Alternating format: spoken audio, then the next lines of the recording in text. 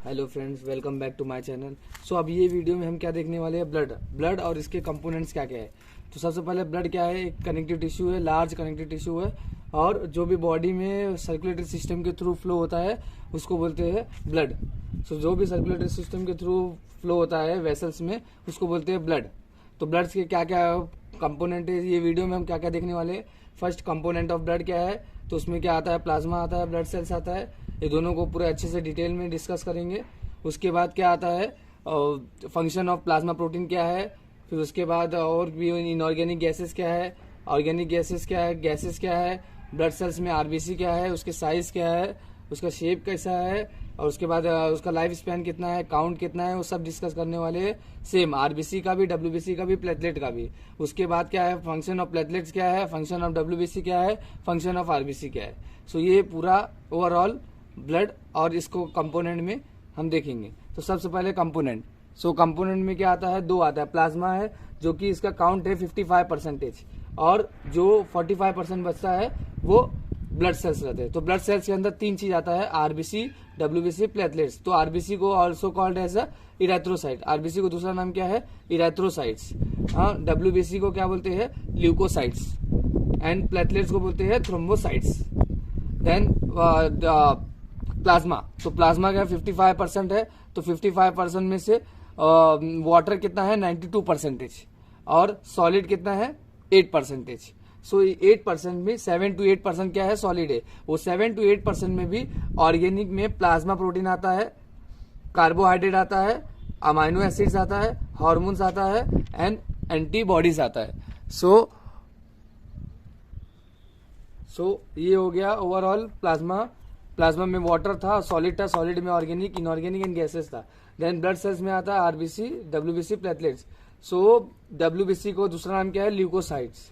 और उसके बाद क्या होता है, और ये सब एबनॉर्मल कंडीशन भी देखेंगे कि डब्ल्यूबीसी को बढ़ने को क्या बोलते हैं, आरबीसी कम हुआ तो क्या बोलेंगे, डब्ल्यूबीसी कम हुआ तो क्या बोलेंगे। वो सबका पर्टिकुलर एक मेडिकल टर्मिनोलॉजी है, वो भी हम देखेंगे। उसके बाद क्या है, डब्ल्यूबीसी। डब्ल्यूबीसी के दो टाइप से, ग्रेन्युलोसाइट्स, अग्रेन्युलोसाइट्स। तो जो ग्रेन्युलोसाइट्स है उसके अंदर तीन आता है, neutrophil, eosinophil and basophil. So eosinophil को also called as acidophil. And agranulocytes में क्या आता है, monocytes and lymphocytes. So monocyte क्या है, एक लार्जेस्ट है। लार्जेस्ट डब्ल्यूबीसी क्या है, मोनोसाइट्स है, और स्मॉलेस्ट कौन सा है, लिम्फोसाइट्स है। So these all are the component of blood. And इस component in inorganic sodium, calcium and iron is there. और गैसेस में क्या आएगा, oxygen, carbon dioxide and nitrogen. Organic के अंदर plasma protein, major plasma protein will be there, and some amount of carbohydrate, amino acid, hormones and antibodies will be there. Now अब देखेंगे हम क्या देखेंगे, फर्स्ट प्लाज्मा प्रोटीन देखेंगे जो कि अबंडेंट है, बहुत ज्यादा क्वांटिटी है। तो प्लाज्मा प्रोटीन में क्या आता है, अल्ब्यूमिन आता है। तो plasma protein, all the plasma protein, सब प्लाज्मा प्रोटीन में से albumin is a major protein, plasma protein. So albumin क्या करता है, मेंटेन कोलॉइडल ऑस्मोटिक प्रेशर। तो बहुत इंपॉर्टेंट फंक्शन है उसका, कोलॉइडल ऑस्मोटिक प्रेशर को मेंटेन करके रखता है और ट्रांसपोर्ट में हेल्प करता है। तो ट्रांसपोर्ट ऑफ हार्मोन्स हो गया, या फिर हार्मोन्स को ट्रांसफर करता है, या फिर बिलिरुबिन हो गया, तो बिलिरुबिन को भी ट्रांसफर करता है। तो ये हेल्प करता है ट्रांसपोर्ट में। सेकेंडली इसका मेजर फंक्शन क्या है, maintain the colloidal osmotic pressure. Colloidal osmotic pressure क्या होता है, जो भी प्रेशर प्लाज्मा प्रोटीन लगाता है उसको बोलते हैं कोलॉइडल ऑस्मोटिक प्रेशर। सपोज ये ब्लड है, ब्लड के अंदर, और प्लाज्मा प्रोटीन अल्ब्यूमिन का एक कैपेसिटी है, वाटर होल्डिंग कैपेसिटी है। तो यहाँ पे वाटर है, ये समझो प्लाज्मा प्रोटीन है। तो जो भी ब्लड के अंदर पानी रहेगा उसको होल्ड करके रखेगा। सपोज ये प्लाज्मा प्रोटीन है, ये क्या करेगा, वाटर को सब होल्ड करके रखेगा, सब वाटर को होल्ड करके रखता है ब्लड के अंदर। सो जब भी क्या होता है, अगर प्लाज्मा प्रोटीन कम हो गया बॉडी के अंदर, अगर प्लाज्मा प्रोटीन कम हो जाता है, लाइक एग्जांपल क्वाशियोरकर क्या होता है, जिसमें क्या होता है, प्लाज्मा बॉडी का प्रोटीन लेवल कम हो जाता है। तो प्रोटीन लेवल कम हो जाएगा, या फिर कोई भी लीवर डिजीजेस के अंदर, तो उसमें क्या होता है, लीवर तो प्लाज्मा प्रोटीन बना नहीं पाता है, तो लीवर जब प्लाज्मा प्रोटीन बना नहीं पाएगा तो क्या होगा, बॉडी में प्लाज्मा प्रोटीन कम होगा, तो इसकी वजह से क्या होगा, ब्लड का होल्डिंग कैपेसिटी जो वाटर का है वो डिक्रीज हो जाएगा, तो वाटर होल्ड नहीं कर पाएगा, तो वाटर लीक होने लगेगा इंटरस्टिशियल फ्लूइड में, इंटरस्टिशियल स्पेसेस के अंदर। तो जब इंटरस्टिशियल स्पेसेस के अंदर वो वाटर लीक होने लगेगा तो क्या हो जाएगा, पेशेंट को इडिमा शो करेगा। सो इडिमा का रीजन क्या है, one of the reason is to decrease in the albumin level. So normal pressure कितना होना चाहिए, 25 mmHg। सेकंड क्या, ग्लोबुलिन। ग्लोबुलिन क्या करता है, एक एंटीबॉडी जैसा एक्ट करता है, तो ये क्या करता है, फाइटिंग अगेंस्ट द इन्फेक्शन। और प्रोथ्रोम्बिन, फाइब्रिनोजेन दोनों किस में हेल्प करते हैं, क्लॉटिंग प्रोसेस में। जब क्लॉटिंग मैकेनिज्म देखेंगे तो उसमें अपन ये देखेंगे clotting mechanism. Now RBC, RBC के अंदर क्या आता है, erythrocyte. RBC is also called as erythrocyte. तो आरबीसी क्या क्या कैसा शेप है, biconcave shape. Biconcave shape means like this, dumbbell shape like this. So this are the RBCs. So RBC biconcave shape है और उसके अंदर न्यूक्लियस नहीं रहता है, वो अन्यूक्लिएटेड है, और ये जो ऐसा डॉटेड है स्ट्रक्चर है उसमें हेमोग्लोबिन प्रेजेंट रहता है। सो हेमोग्लोबिन क्या करता है, मेन आरबीसी का फंक्शन किसकी वजह से, हेमोग्लोबिन की वजह से। तो हेमोग्लोबिन क्या करता है, कैरी करता है oxygen and carbon dioxide.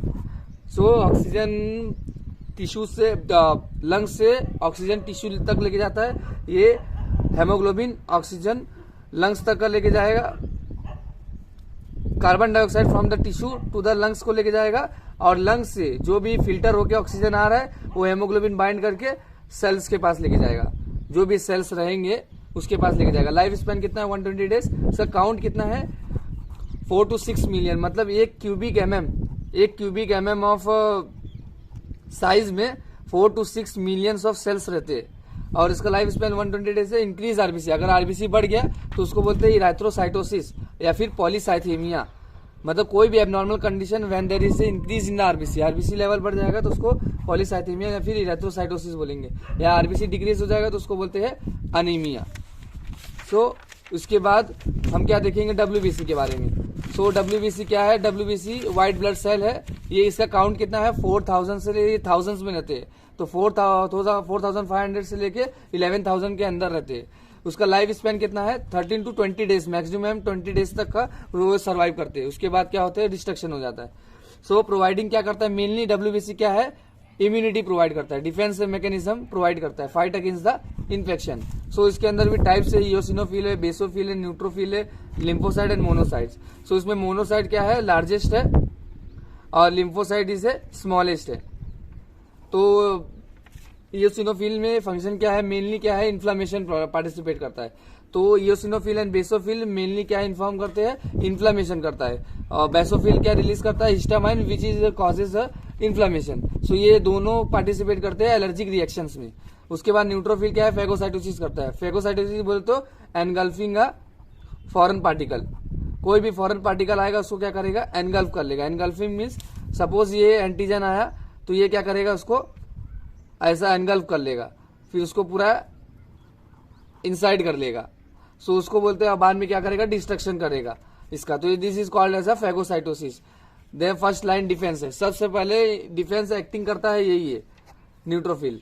Then second क्या आता है, second line defence is done by the monocytes. So this will stimulate the monocyte. So monocyte क्या करता है, रिमूव द इन्फेक्टेड सेल, जो भी इन्फेक्शन वगैरह आया है उसको क्या करता है, रिमूव करता है। ये मोनोसाइट कन्वर्ट हो जाता है मैक्रोफेजेस में, और मैक्रोफेजेस क्या है, बड़े बड़े एंटीजेंस को एनगल्फ करता है। और लिम्फोसाइट में बी सेल होता है, टी सेल्स होता है। बी सेल्स क्या प्रोड्यूस करता है, एंटीबॉडी, और टी सेल्स क्या करता है, attack the foreign cells, directly attack करता है। उसमें टी सेल्स में भी क्या टाइप्स रहते हैं, टी हेल्पर सेल्स रहते हैं, टी किलर सेल्स रहता है, और मेमोरी सेल्स रहता है। सो दिस ऑल है। मेमोरी सेल्स क्या करता है, उसको रिकॉग्नाइज करता है एंटीजन हो पहले आया है क्या। हेल्पर सेल क्या करता है, सपोर्ट करता है, एक्टिवेट करता है बी सेल्स को, और किलर सेल डायरेक्टली किल करता है उसको। उसके बाद क्या देखेंगे हम, प्लेटलेट्स क्या होता है। तो प्लेटलेट्स का फंक्शन क्या है, मेनली प्लेटलेट क्या है, इसको बोलते हैं थ्रोम्बोसाइट्स। तो अगर डब्ल्यूबीसी का काउंट अगर इंक्रीज होता है तो उसको बोलते हैं ल्यूकोसाइट्स, ल्यूकोसाइटोसिस। अगर डिक्रीज हुआ तो ल्यूकोसाइटोपिनिया। और फिर उसके बाद क्या है, प्लेटलेट्स। तो प्लेटलेट का थ्रोम्बोसाइट्स, तो थ्रोम्बोसाइट अगर इंक्रीज हुआ तो थ्रोम्बोसाइटोसिस।